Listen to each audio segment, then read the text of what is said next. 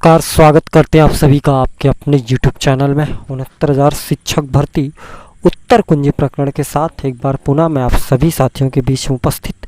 तो फटाफट जुड़ेंगे हमारे जितने भी साथी हैं और वीडियो को शेयर करेंगे। उत्तर कुंजी प्रकरण में सुप्रीम कोर्ट सुनवाई की संभावनाएं जो है वो किस प्रकार से हैं और किस प्रकार की हलचल जो है वो याचिकाओं पे हैं, वो सारी चीज़ें हम आपको बताएंगे। इसके पहले हमने एक वीडियो अपलोड करी थी, लेकिन वीडियो के कुछ पॉइंट्स में हमको और भी विशेष जानकारियां देनी थी जो हम उसमें नहीं दे पाए थे। तो आप वीडियो के अंत तक बने रहिएगा। और अगर पहली बार विजिट कर रहे हैं तो पहला कार्य है चैनल को करिएगा सब्सक्राइब, बेल आइकन को ज़रूर प्रेस करिएगा ताकि आपको नोटिफिकेशन, अपडेट और जानकारियाँ जो हैं वो हमेशा अवेलेबल होती रहें और मिलती रहें। तो चलिए देख लेते हैं क्या है आज की खबर।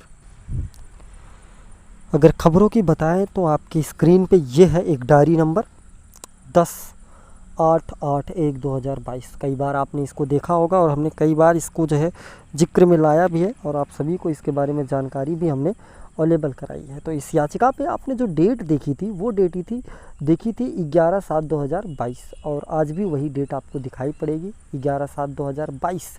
अब सवाल ये था कि क्या सरकार के साथ हमारी याचिका लग पाएगी या नहीं लग पाएगी। तो आपके प्रश्न का ये जो सवाल है आपके मन में, इसका जवाब बहुत सटीक हमारे पास मिल चुका है, वो हम आपको देना ज़रूरी समझते हैं।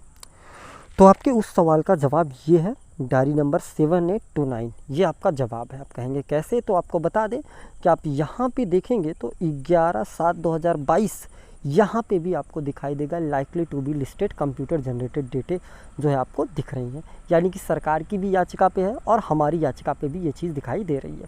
लेकिन अब सवाल ये है कि जो लीड कर रही याचिका का मैं जिक्र कर रहा था कि ऋषभ मिश्रा जी के नाम से जो याचिका पड़ी है वो लीड करेगी, तो बिल्कुल आप उसमें कोई भी दो राय नहीं है। और दूसरी चीज़ उसमें ना दिखाई दे रही वो भी बहुत जल्द आपको शो करना शुरू कर देगी, उस पर भी आपको दिखाई पड़ेगी, वहाँ भी इसी प्रकार की डेट आपको समझ आएगी। तो आप बिल्कुल भी निश्चिंत रहें।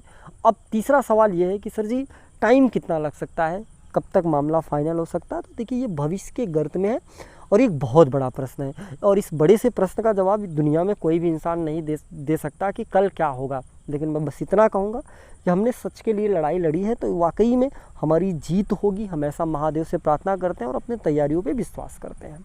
बात यह है कि कितनी डेटें लग सकती हैं सुप्रीम कोर्ट में, तो वैसे भी सुप्रीम कोर्ट में बहुत लंबी डेट लगने की उम्मीद नहीं है। बहुत जल्द मामले जो हैं ख़त्म होते हैं और इसी प्रकार से उम्मीद भी है कि बहुत जल्द जो है यह प्रकरण जो है अब अंतिम चरण में जाएगा और हमारा मामला जो है पूरी तरह से निस्तारित हो जाएगा।